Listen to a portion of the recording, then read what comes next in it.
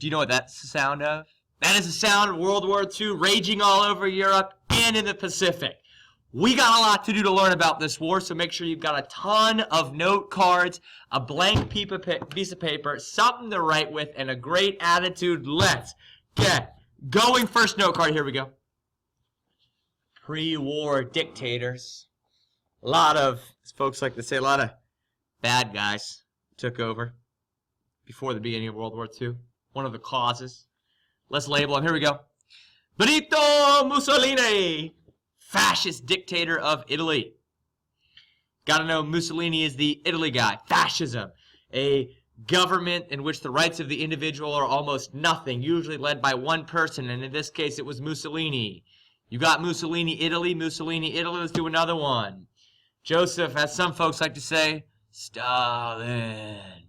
Communist dictator of Soviet Union. Imposes a communist system, an attempt at a communist system, and it's a ruthless dictator whose total killed numbers are around 10 million. Japan. The military controls Japan's government. Yes, they did have an emperor, Emperor Hirohito, but largely he was controlled by the military of Japan. So, if you're keeping a short list of stuff, it would be Mussolini, Italy, Stalin, Soviet Union, Japan, military in control, and finally, Adolf Hitler, the Nazi leader of Germany, elected as the leader of Germany, and then increases his power to become the one leader of Nazi Germany. Mussolini, Stalin, military. Hitler, controlling Italy, Soviet Union, Japan, and Germany. Are we good? If we're not good, pause me. If we are good, let's go to the next one. Next one is going to be Japan invades China. This is muy importante. All right, that's Spanish for very important. Japan invades China. World War II is a war on two different fronts, and this one is in the Pacific. This one is in Asia. 1931, a militaristic Japan. Hey, we learned that because the military controls Japan. Desiring natural resources. Japan is not rich in natural resources. China is. So Japan wants to get those natural resources. Invaded and brutalized Manchuria and China. Took over the people, brutalized the people.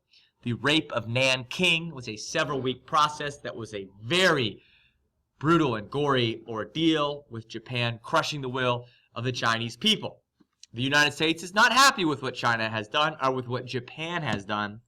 So the United States responded by not recognizing Japan's conquests.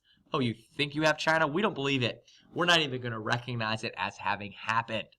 And imposed an embargo of oil and steel to Japan, which just makes sense because they wanted to take oil and steel, and so now we will not give them what they desire. We will make sure this hurts Japan overall. We good? We good? If we're not good, pause me. If we're good, here we go. Another card. Dub 2 in Europe begins. World War II gets rolling in Europe. There are many factors we do not have that much time to go into all the detail with, but there was one moment when Adolf Hitler made one decision where everybody said, you know what? This thing is going down. And that would be Hitler builds his military, expands Germany.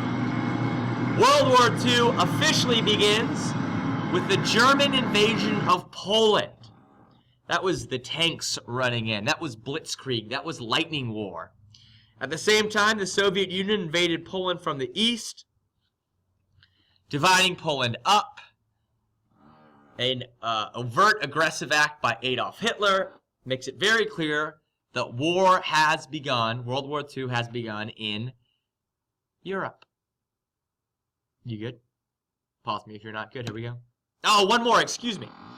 The invasion of Poland marks the beginning of Dub 2 in Europe. Remember, there's two wars that are going on right now, but World War II in Europe is marked by the invasion of Poland. Okay, now we're good. Now we're good. Ready for me to go? Here we go. American neutrality. The world is on fire. And what is America doing about it? At first, nothing, and then a little more, and then finally the United States will get involved. You know, as Europe moved closer to war, the United States officially remained neutral, but gradually moved towards military involvement. What we're going to see here is a shift that the United States is doing towards military engagement. So it's not going to happen right away. It's not going to happen first, but then it's going to gradually begin to happen. Here we go. Watch this. You don't have to really stress about the specifics of this, but write it down anyway. Neutrality Act of 1935. Arms embargo, don't travel. Cash and carry. Okay, you want to buy something from us, Europe? Got to pay cash, carry it yourself. Then the Lend-Lease Act. Then we're actually giving old war equipment to Great Britain. And all of these things show us shifting our neutrality, becoming really less neutral as we move towards full involvement in World War II. Got it? Good, great, awesome. Hey, if you're not good, pause me. If you are good, let's go. It's quiz time. Quiz time, quiz learning is fun. Here's what you're going to do. You're going to take your phone out. You're going to set an alarm. 1 or 2 minutes. You decide when you want to set it. And what should we listen to, when we get this alarm going? Should we listen to opening? Oh, ew. That's the one everybody. Or playtime. I love playtime. Set it to playtime. Then you put everything aside, just your note cards. Fold them in half so you can look at them and say, okay, shifting American neutrality. What is that? Oh, that. So you can look at it and you can say, oh, okay, dictators. Who's the Italy one? Oh, yeah, it's Mussolini, right? Do that 1 or 2 minutes until your alarm rings, and then I'll tell you what to do next. So you got your phone out, got all your stuff. Go ahead and pause me. I will be reading The Politics of Taste in Antebellum, that means before the Civil War, Charleston, South Carolina.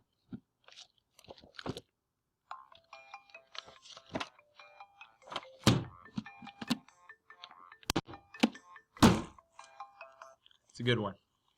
It's a real good one. Okay, you're done studying. Take out a blank piece of paper. Blank piece of paper, I want you to number it. 1, number it 2, number it 3, number it 4. 1, 2, 3, 4. That's how I want you to number it. All right? Now I'm going to put questions up. Just write the answers down. You ready? No cheating. Why did Japan invade China?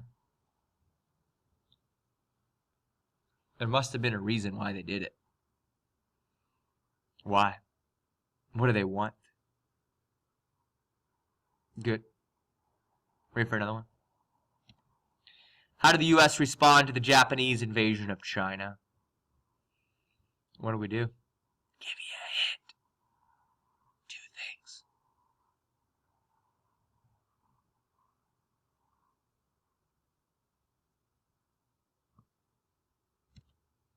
Three.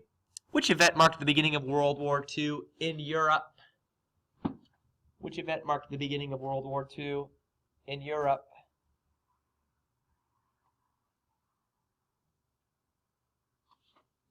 Four. At the beginning of the war, the United States remained officially, what? But shifted towards military involvement. Fill in the blank. 1 word. Cool, good, great, awesome, ready to go? Here we go, number 1. Why did Japan invade China? Natural resources, man. They wanted stuff. They wanted natural resources. 2. How did the U.S. respond to the Japanese invasion of China? 2 things. 1, they refused to recognize Japan's conquests. And 2, they imposed an embargo on oil and steel. You will not get oil. You will not get steel. 3. Which event marked the beginning of World War II in Europe? The invasion of Poland. Hitler's invasion of Poland. And 4. At the beginning of the war, the United States remained officially neutral, but shifted towards military involvement. They will increasingly shift towards military involvement. Okay, how'd you do? 4 for 4? 3 for 3? 2? 0 for 4? We'll do better on the next one. Here we go. Let's make some more note cards. Number 1. Lend-Lease Act. Let's talk about this Lend-Lease Act. What was it? 1940 gives President Roosevelt the authority to sell or lend equipment to countries to defend themselves against the Axis powers. We did not want to look like we were getting involved, But now we get really involved. This is happening during the Battle of Britain, where Hitler is bombing London. Great Britain is in a lot of trouble, and Roosevelt has the authority to lend old World War I equipment to defend themselves against the Axis powers. Is that enough, though? It's not enough. That's why FDR said the Lend-Lease Act is like, big quote you gotta know, lending a garden hose to your next-door neighbor whose house is on fire. The house that is Great Britain is burning down. We're not giving them a bunch of great fighter jets. We're not giving them great troops. We're giving them old stuff. It's not enough. Like somebody giving you a garden hose when your house is burning to the ground. Premium or non-premium? Non-premium, but premium in that the U.S. is getting closer to getting involved and ultimately ending this world war. Okay, pause me if you ain't good. If you're good, let's go. Genocide. Genocide, we're going to discuss the Holocaust very briefly. Genocide's a new word. It's made up by the United Nations after World War II. It's the systematic and purposeful destruction of a racial, political, religious, or cultural group, trying to destroy, eradicate an entire group. Where did this come from? It came from World War II. It came from the Holocaust. An example of a genocide is Hitler's final solution of exterminating all Jews. Of course, there were many others that were caught up in the Holocaust too. It wasn't entirely Jews, but it was by far mostly Jews, because it was an attempt to eliminate all Jews. So what Hitler did, a new name for it after the fact, is genocide. Pause me if you ain't good. If you're good, let's go. The Nuremberg trials. The Nuremberg trials happened after World War II, and the folks that orchestrated the Holocaust, not Hitler, he will kill himself, those folks go on trial in Nuremberg, Germany. After Dub II, where Nazi leaders and collaborators were convicted of war crimes. What we're really talking about here is being convicted of participation in the Holocaust. So it's like, if you go on trial for that, what could you possibly say is a reason that you should be spared from justice? What they said is they were just following orders. Well, the trials emphasized individual responsibility for actions during a war, regardless of orders received. Doesn't matter what you are told you need to do. There are certain actions that are indefensible. As a result, the collaborators, the leaders, were executed, and then something else happened.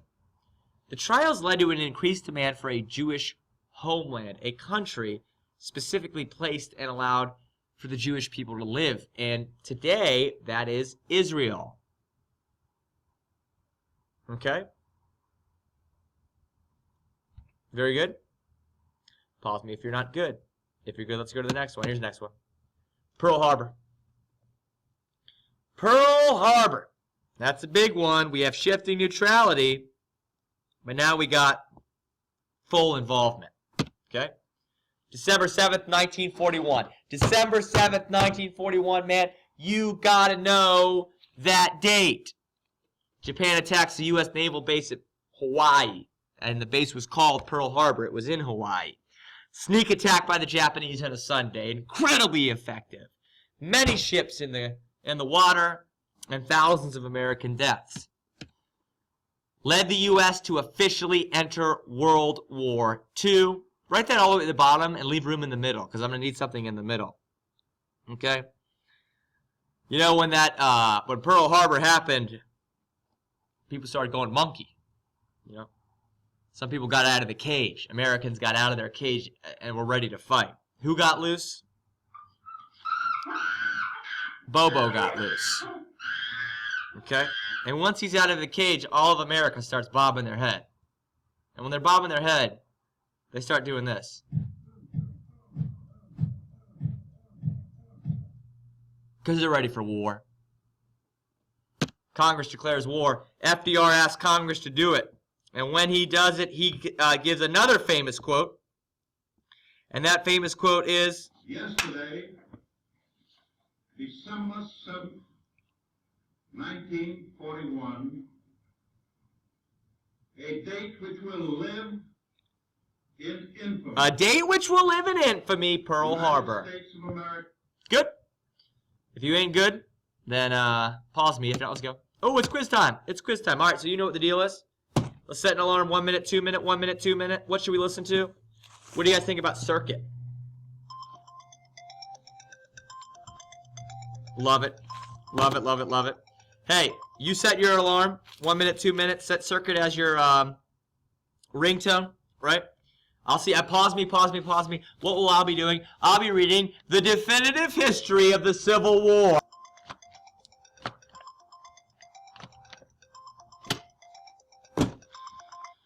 I love edifying myself. Take out a blank piece of paper. Number at 1. Number at 2. Number at 3. Number at 4. 1, 2, 3, 4. All right. Here we go.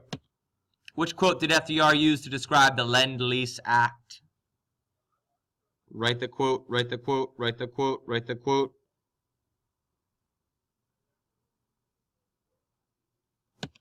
Two, what is the name for the systematic and purposeful destruction of racial, political, religious, or cultural group?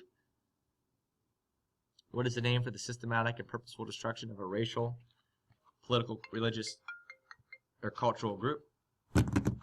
Okay. One word, write it down. 3, the Nuremberg trials emphasized individual blank for action. Nuremberg trials, they took the old Nazi war collaborators and put them on trial. Okay, ready for it? On which date did Japan attack the United States at Pearl Harbor? I need the date, I need the date, I need the date. I know you don't like having to memorize dates, and I understand, but this is like one of the few that you really need to know. Cool. Here we go, number 1. Which quote did FDR use to describe the Lend-Lease Act? He said it was like lending a garden hose to your next-door neighbor whose house is on fire. 2. What is the name of the systematic and purposeful destruction of a racial, political, religious, cultural group? Genocide. Side, to kill, genus, a people. 3. The Nuremberg trials emphasize individual responsibility for actions, regardless of orders received. 4. On which date did Japan attack the United States at Pearl Harbor? December 7th, 1941. We good? Let's do some more note cards. I'm down diggity. Number 1, U.S. mobilizes resources. United States mobilizes some resources. Here we go. In order to prepare for World War II, the U.S. government and U.S. industry forged a close working relationship to allocate resources effectively. You want a math problem? Right. Gov plus industry equals resources. We're talking about the U.S. government going up to Ford and saying, stop making a bunch of cars and make a bunch of tanks. Make planes, make bombers. Industry, get ready for war. Here we go. Look at this. Ford transitioned from car manufacturing to tank manufacturing. Okay? Oops. So the industry, the might that the United States has is now focusing on the war effort. Keep writing if you need to keep writing and pause me. But if you're good, here we go. Another one. Rationing. Rationing means getting less. You know, if you want to eat 50 Hershey Kisses, you only get to eat 5. You just got rationed. Rationing was in place during World War II. Americans were restricted on access to food, gas, etc. in order to maintain supply is what I'm looking for. A supply of products essential to the war effort. So if you eat less meat, bread, sugar, use less gas, use less rubber, then all that can be given to the war effort. And that's what rationing, that's why rationing was in place. An example of citizens volunteering in support of the war effort. Now, yes, I understand it wasn't completely volunteering. They were forced to do it. Victory Gardens was volunteering. Scrap drives were volunteering. What I want you to know is, like, Citizens were motivated. They wanted to do this. They wanted to do these things to mobilize the United States for the war effort. Okay? Outstanding? You good? Ready to go for the next one? Let's go to the next one. Paying for World War II. This war is not going to be cheap, guys. It ain't going to be cheap at all. How do you pay for it? Well, the sale of war bonds and the increased income tax were used to pay for the war. Sale of war bonds and an increased income tax were used to pay for the war. War bonds, an IOU to the government. You pay $50 for a war bond, it's worth $60 in 5 years. You make money later. But in the meantime, the U.S. government gets loans from the people to them. Income tax, whatever you make, you give more to the federal government, and you need to do that in order to pay for the war. Are we good? Ready to go to the next one? Let's go to the next one. U.S. mobilizes human resources. This is like war front stuff, you know, the folks that stayed home. What did they do to assist with the war effort? Here we go. Selective service. A draft in order to enlist personnel for the military. The selective service goes into effect in 1940, a peacetime draft because they know that war is coming. Selective service does the draft. Premium way to remember this, you have to be selected to serve. Premium, non-premium, of course that's premium. Women served in the military in non-combat roles. You have lots of women serving in the military, but they are not on the front lines actually doing the fighting. Women working in the military non-combat roles. More women and minorities entered the labor force and gained access to wartime jobs because the men are mobilized and are off fighting. This means job opportunities for women and job opportunities for minorities. That is, women and minorities entering the labor force and gaining access to wartime jobs. What do you think? Got it? You good? Ready to go quiz? 1, 2, 3, quiz? It's quiz time. Set an alarm, man. Gotta set an alarm. What do you think about Beacon? Love Beacon. We'll do Beacon, right? 1 to 2 minutes. Study your cards. You know how this drill works. You pause me. While you're pausing me, what will I be doing? I'll be reading The History of Sports in the Western World.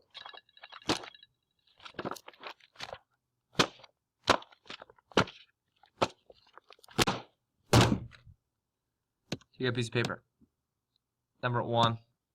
Number 2. Number 3. Number 4. 1, 2, 3, 4. Let's do it. Number 1.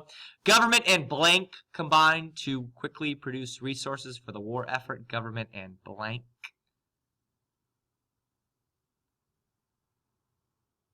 Number 2. Why did the United States government use a ration system during the war?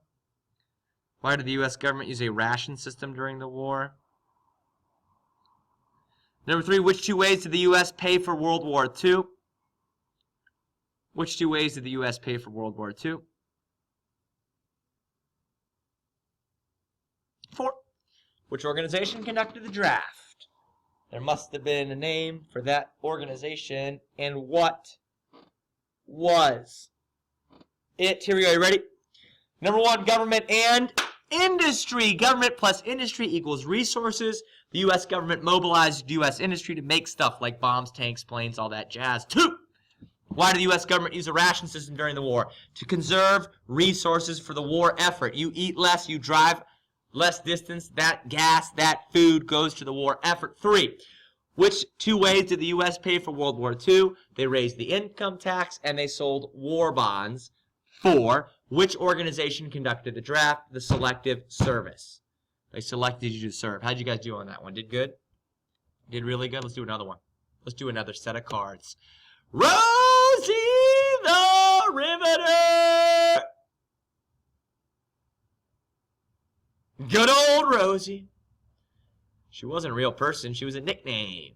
Nickname for women who replaced men in the factories during World War II. They were called Rosie the Riveters, riveting those planes together. Women in the factory. Changed American attitudes about women in the workplace. Made a big difference, especially after the war and then the years after that, and getting women more economic opportunities. Nickname for women who replaced men in the factories of World War II. We good? Ready to go? Go to the next one? Okay. Mass media. Oh, this is a big one. This is a big one. Here we go. During World War II, just write WW2, abbreviate as much as you would like. The entertainment industry produced movies, plays, and shows that boosted morale and patriotic support for the war, as well as portrayed the enemy in stereotypical ways. Okay? We go to see a movie. It's a pro-World War II movie with the U.S.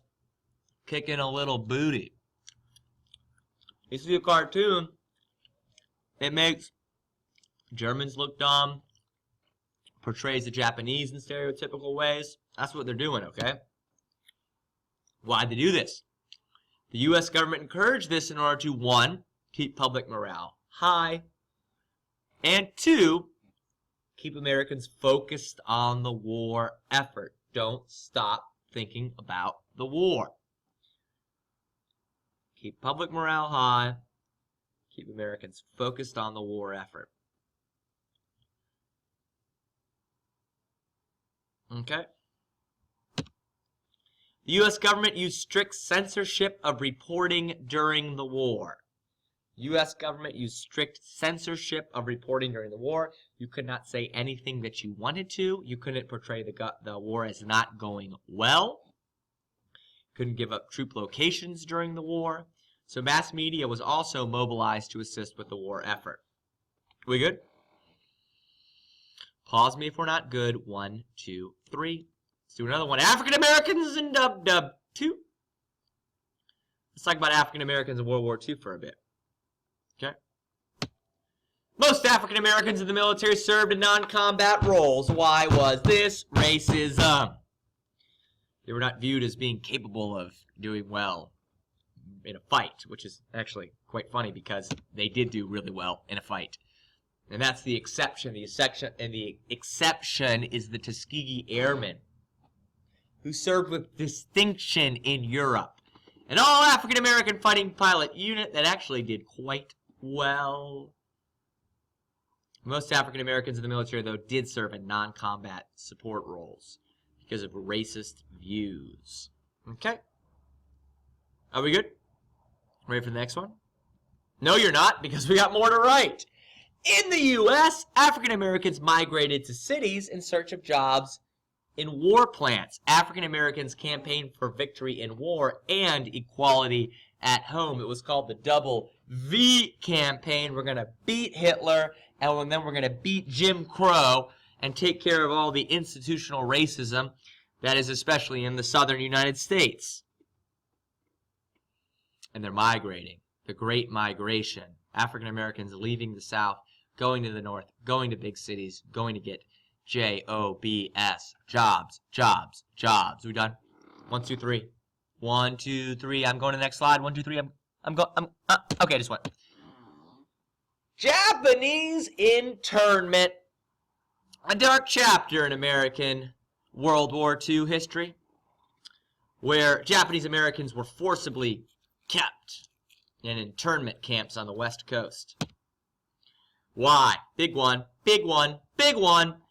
The United States, just write U.S., interned Japanese America on the West Coast because of 2 reasons. 1, a strong anti-Japanese prejudice on the West Coast. We'll just call that some racism against Japanese. Number 2, a false belief that the Japanese Americans were aiding the enemy. It just was not true. The evidence points that there was not widespread Japanese espionage.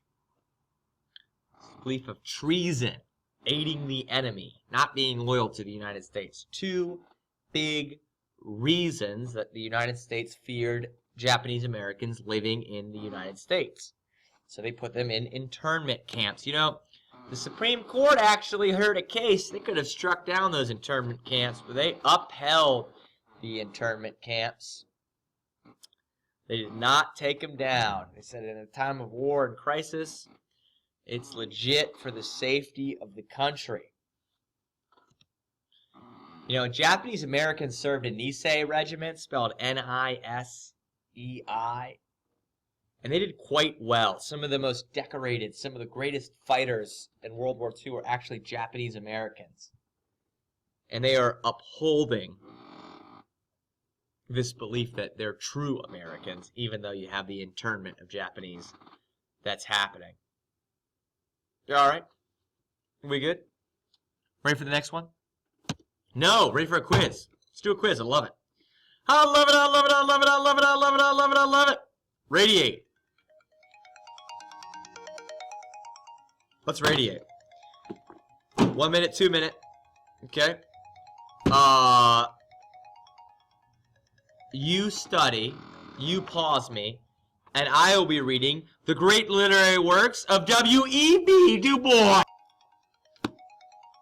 W.E.B. Du Bois, Booker T. Washington, Ida B. Wells. Good stuff. Good stuff. Here we go. Number 1, number 2, number 3, number 4. 1, 2, 3, 4. 1, 2, 3, 4. 1, 2, 3, 4. Here we go. True or false? Did mass media portray the enemy in stereotypical ways? U.S. mass media, did they portray the enemy in stereotypical ways? True or false? 2.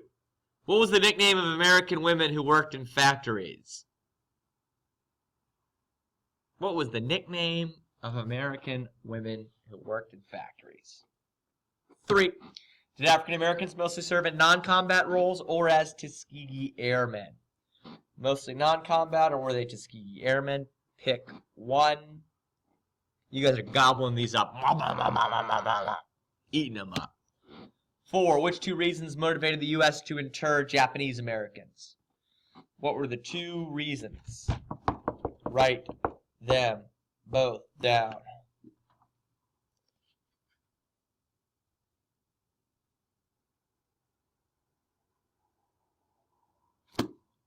Here we go. You ready?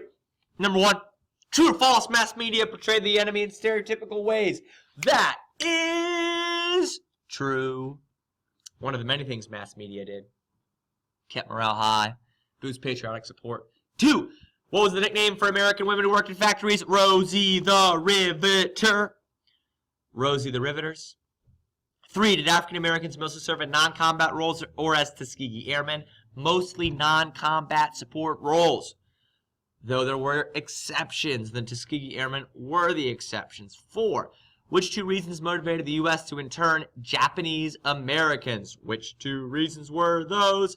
And they were a prejudice on the West Coast against Japanese Americans. You can just say racism or prejudice. And 2, the fear that the Japanese were aiding the enemy. Very good. Ready for another one? More cards? Let's make some more cards. Here we go, Allied War Strategy. Let me get the Allied War Strategy. How are the Allies going to win the war? You ready? Bam! In Europe, defeat Hitler first. All resources go to taking care of Adolf Hitler. Once we get him done, then we can take care of the war in the Pacific. In Europe, it is defeat Hitler first. He is the problem.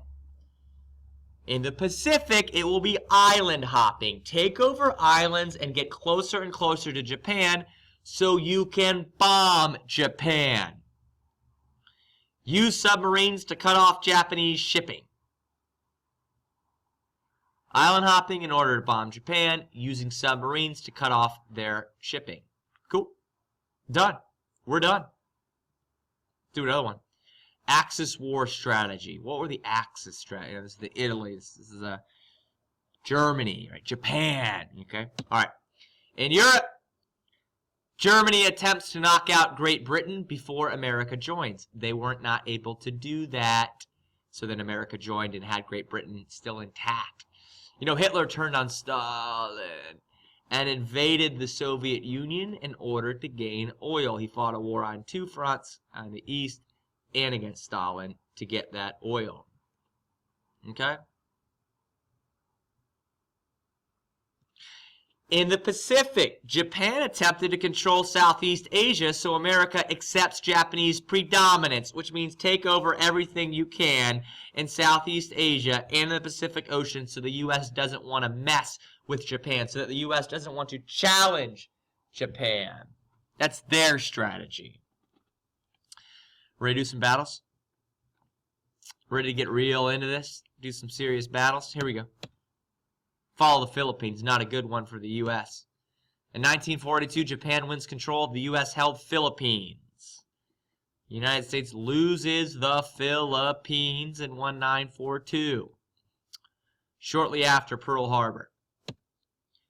10,000 American prisoners of war would die on a brutal Bataan death march that the Japanese put the American soldiers on, depriving them of food, of water, at times murdering these American prisoners of war. Terrible treatment the prisoners of war was done in the Bataan Death March. Cool. Good. Here we go. Battle of Midway. So things aren't looking good, right? But then you know what comes at Midway? A little something that T-Spice likes to call a turning point. U.S. wins a key victory over Japan at Midway Island, which is in the middle of the Pacific Ocean, which is why it is called Midway. This is the turning point of the war in the Pacific. Turning point of the war in the Pacific. Japan is not going to get Hawaii.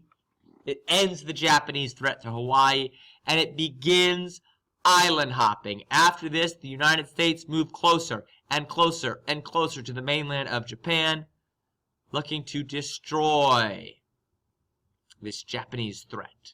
Battle of Midway, turning point. Good? Ready for more battles? How about the Battle of El Alamein? North Africa, man.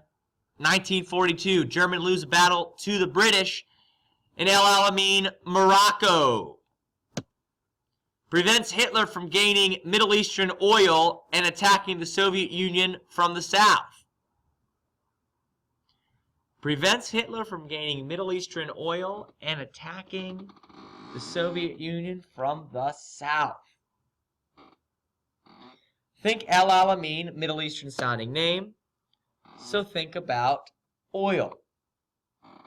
Oil known for being in the Middle East. Adolf Hitler wants to get it. He gets no oil because he loses at the Battle of El Alamein. Do another one. Battle of Stalingrad. The Battle of Stalingrad. 1942 and 43. Huge German loss to the Soviet Union. Hundreds of thousands of German soldiers died. Hundreds of thousands of German soldiers die in this huge loss to the Soviet Union. Stalin wanted to support the city that is named after him. Stalingrad prevents Germany from getting Soviet oil. That's the reason he invaded the Soviet Union, was to get that oil. And no oil for you, Mr. Hitler. Good? Got it? Got Stalingrad? Hey, that's a lot of battles, man. We got more battles to go. But right now I want to do a quiz. Set your timer. Quiz, quiz, quiz, quiz, quiz. How about we do Night Owl? Because you guys are night owls tonight getting this thing done, right? Hey, pause me. What will I be doing? I'll be reading a collection of great speeches in history. Ready? Do this? Let's do it. Number 1, number 2, number 3, number 4. Number 1, 2, 3, 4. Just taking in the Gettysburg Address right now. Number 1. What was the Allied war strategy in Europe?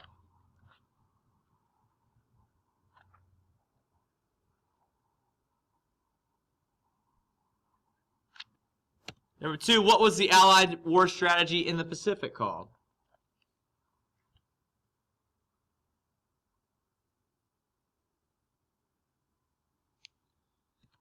Number 3, what was the turning point of the war in the Pacific?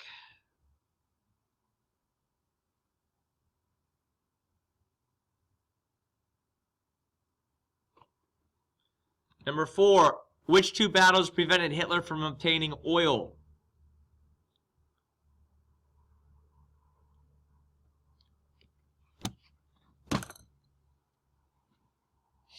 You ready? Do this thing? Here we go. Number 1, what was the Allied strategy in Europe? Defeat Hitler first. Let's defeat Hitler, number 1. 2, what was the... Excuse me. What was the Allied strategy in the Pacific? Island hopping. And you island hop in order to get closer to bomb Japan. 3, what was the turning point of the war in the Pacific? The Battle of Midway. Midway was the turning point, called the Miracle of Midway. 4, which 2 battles prevented Hitler from obtaining oil? El Alamein, Middle Eastern name, think oil. Stalingrad, invades the Soviet Union in order to get Soviet Union. Both losses for Hitler. Right, here we go. D-Day. D-Day. June 6, 1944. General Dwight Eisenhower leads an Allied invasion of Normandy, France. And what an invasion that must have been, right? As the American ships landed on the beaches of Normandy under heavy gunfire. Turning point of the war in Europe. D-Day landings succeed and begin the liberation of Western Europe from Hitler. Good. Eisenhower's in charge, June 6, 1944. Allied invasion of Normandy, France.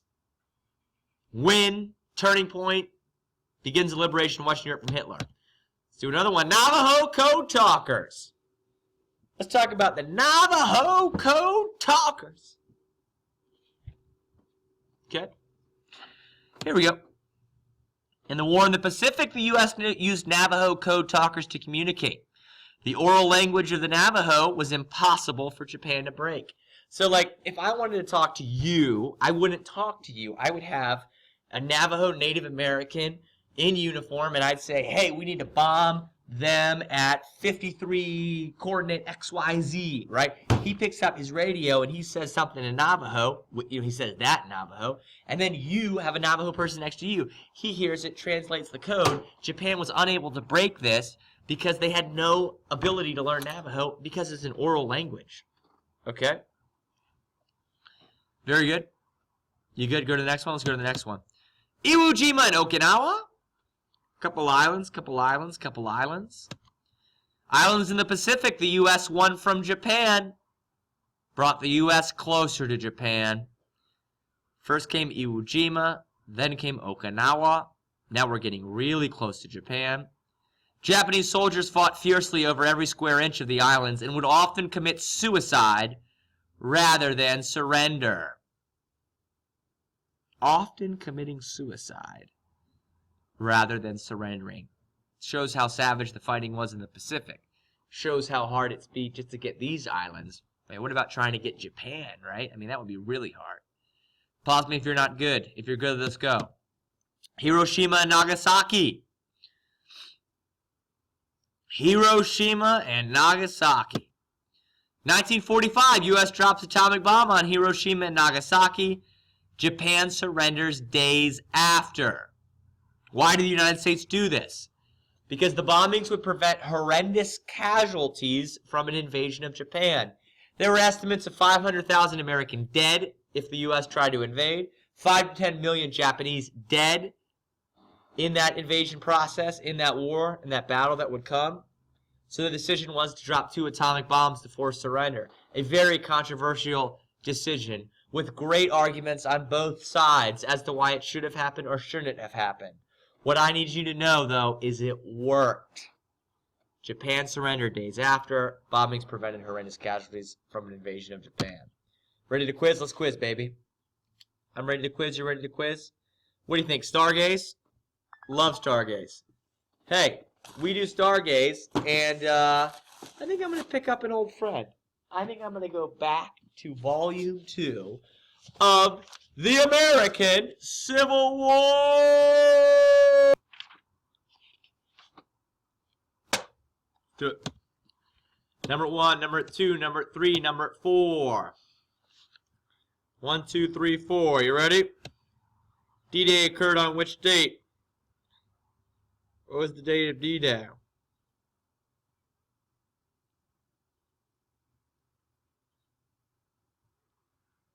2. Which Native American group helped the United States communicate during World War II?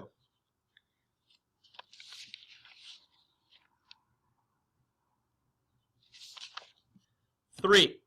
Why did the United States want control of Iwo Jima and Okinawa?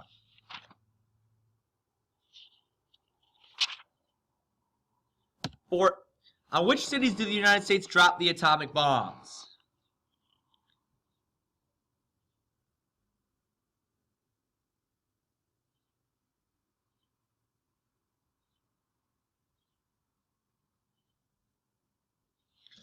'Here we go. Number 1, D-Day occurred on which date? June 6, 1944. June 6 of 1944 is D-Day. 2. Which Native American group helped the United States communicate during World War II? Navajo. 3. Why did the United States want control of Iwo Jima and Okinawa? To get closer and closer to Japan, to bomb Japan because of island hopping. 4. On which cities did the United States drop the atomic bombs? Hiroshima and Nagasaki. Let's go. Geneva Convention. Geneva Convention. 1949 meeting to address treatment of prisoners of war. Prisoners of war were not always treated well at the Geneva Convention. At World War II. So the Geneva Convention tries to fix this. Establish rules for treatment of prisoners of war that all nations should follow. Establish rules that all nations should follow. Treatment of POWs in Europe most closely followed the Geneva Convention. The savage fighting in the Pacific, and remember, what was that Philippines march that the U.S. troops had to go on? That was the Bataan Death March. Often differed from the Geneva Convention. That was different. And that was a motivation to have the 1949 Geneva Convention to address treatment of prisoners of war. Geneva Convention. Partitioning of Germany. This is breaking Germany into a couple pieces. After World War II, Germany divided into West Germany and East Germany. 2 pieces of Germany. West Germany became democratic and self-governing. East Germany was under the domination of the Communist Soviet Union. So that is where the first flashpoint of the Cold War occurs, in Germany, where you have the West Germany democratic and self-governing versus the East Germany under the domination of Communist Soviet Union. Are we good? Are we good? Ready to go to the next one? Pause me if you're not. Here we go. The Truman Doctrine. So we've got communism popping up all over the European map. What are we going to do about it? Well, there's many things, but I want to give you the key principle of the Truman Doctrine. Prevent communism from spreading instead of attacking communist countries. This is containment. We're not going to just let it spread all over. We are going to stop it when it spreads, but we're not going to go in there and try to, take down countries. Just leave them alone, let them die out, because communism is an inferior economic system. That is the belief of the Truman Doctrine. Okay? Marshall Plan. Marshall Plan is part of the Truman Doctrine. It's part of keeping non-communist countries from being communist countries. Provide massive financial aid to European economies in order to prevent the spread of communism. Drop in what? Dollar bills. Y'all. Provide massive financial aid. So if you give these countries money, they will be less likely to want to turn towards communism. Premium way to remember this, M stands for money, and this double L right here, put an S over that, make that a money sign. Premium or non-premium, of course that's premium. NATO versus the Warsaw Pact. You have 2 defensive alliances that are going to show up. communist defensive alliance going up against a non-communist one. The non-communist one is NATO, N-A-T-O. The North Atlantic Treaty Organization, formed as a defensive alliance between the United States and Western European countries to prevent a Soviet invasion of Western Europe. So, what it is, you got all these countries that are formed together in an alliance. So, if the Soviet Union tries to attack one of those countries, the other country will then join in and fight away the Soviet Union. But the Soviet Union has their own. It's called the Warsaw Pact. In the Warsaw Pact, the Soviet Union and allies form a defensive alliance against NATO. Warsaw Pact, Soviet Union and allies form a defensive alliance against NATO. Warsaw Pact, East, NATO, West. Oh, I knew it was quiz time. Let's do a quiz. I think we should listen to Illuminate. Listen to Illuminate, and I'm going to read the personal memoirs of General Ulysses S. Grant.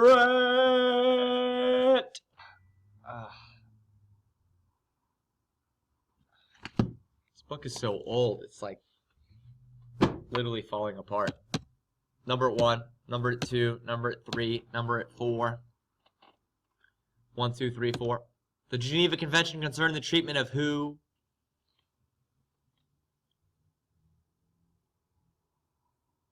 Geneva Convention concerned the treatment of who? Who was it about? What was it about? 2. Containment of communism was a key idea of which doctrine?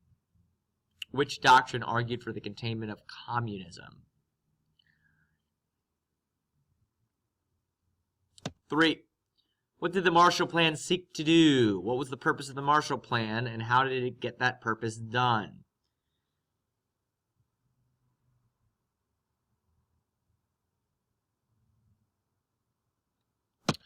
4.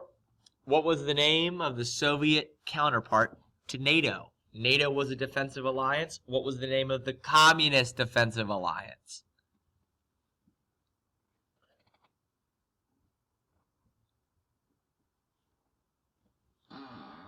Okay.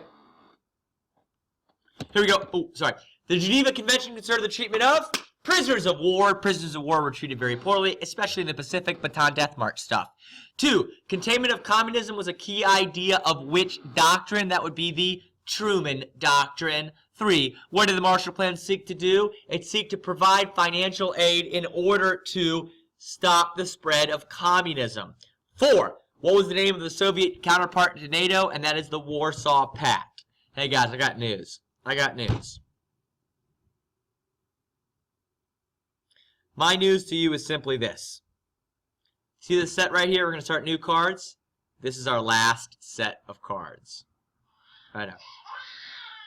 You're upset because we've been really having fun and we've been bonding. I get it, but we'll finish these, study these, get an A on the test, have your mama give you a kiss, and we'll do this again for the next test. Massive retaliation. This is going to be a quick one. We're going to do this one quickly, and then we're going to go on to the next one. Massive retaliation. President Dwight Eisenhower's plan to deter wars from occurring by threatening the use of nuclear weapons. Meaning, we're not going to have war because if you ever think about dropping a bomb on me, I'm going to drop so many bombs on you. So many bombs on you. Okay? Hey, fears of communism. Now I'm going to warn you. This one is going to take a long time. Not a long time, but there's going to be a lot of information on the card. Because there was a lot of fears of communism after World War II. Here we go. Americans were fearing, I guess you say fearful. That's really bad grammar. Americans were fearful of communism / the USSR for several reasons. Write fearful, don't write fearing. You ready? Ready for some reasons? Here we go. In 1949, China goes communist and the USSR obtained an atomic bomb. China's really big. Having them go communist is not a good thing. The USSR obtaining an atomic bomb means they might use it on the United States. In the early 1950s, Alger Hiss and the Rosenberg, Julius and Ethel Rosenbergs, were believed to be Soviet spies. Hiss went to jail for lying. The Rosenbergs were executed for spying. The threat of the bomb, led to schools performing duck and cover drills. They happened even here at West Springfield, where students would go underneath their desks in case of stuff falling down when the nuke comes. And the U.S. government encouraging Americans to build bomb shelters. Encouraging American government to build bomb shelters. Okay? I know you're probably still writing. If you are, pause me. Please pause me. That's all the fears of communism happening after World War II. If not, here we go. McCarthyism. I believe we have 2 more slides, 2 more cards. McCarthyism, the name for it is the making of false accusations based off rumor or guilt by association. So falsely accusing people using fake evidence of doing something that they're not really doing. Okay? Based off Senator Joseph McCarthy's reckless and false accusations of members of the U.S. government being communist based off little or no evidence. Joseph McCarthy, realizing that people were very, very fearful of communism, began accusing people in the government, citizens, in the military of being communist spies. It made him very popular at first, but then later when people realized that his accusations were not based off evidence, he eventually went away and died after being censured by the Senate. And there's a very negative name attached to McCarthyism. Okay? Pause me if you ain't good. If you're good, let's do one more. Last one, Virginia during the Cold War. Let's talk about us here in VA. You know, heavy military expenditures. That's a very fancy word for spending. Heavy military spending during the Cold War benefited Virginia's economy. I meant to have a colon there and not quotes, because I'm going to give you 2 examples of the American economy benefiting, okay? 1, in the Hampton Roads area, that's like Virginia Beach, southeast corner of Virginia. Those are the home to large naval and air bases. The Navy has stations there. You'll see fighter jets flying over your head if you've ever been to Virginia Beach before. That helps Virginia's economy. What about us in Northern Virginia? Home to the Pentagon and numerous private companies that contract with the military. Private companies that sell stuff to the military. They call those private defense contractors. You got a ton of that in Northern Virginia. And you also have got the Pentagon. And lots of folks, parents work at the Pentagon. All right, I'm done. I'm done. If you're not done yet, pause me. Hey, how about this? Study these cards when you're done writing them. No quiz. Man, I feel so good about what you're about to do on this test. No quiz. Forget that last little quiz, what we do. Just turn this stuff in, memorize the information, know, love, trust, and believe in the information, and kick some booty on your World War II and early Cold War test.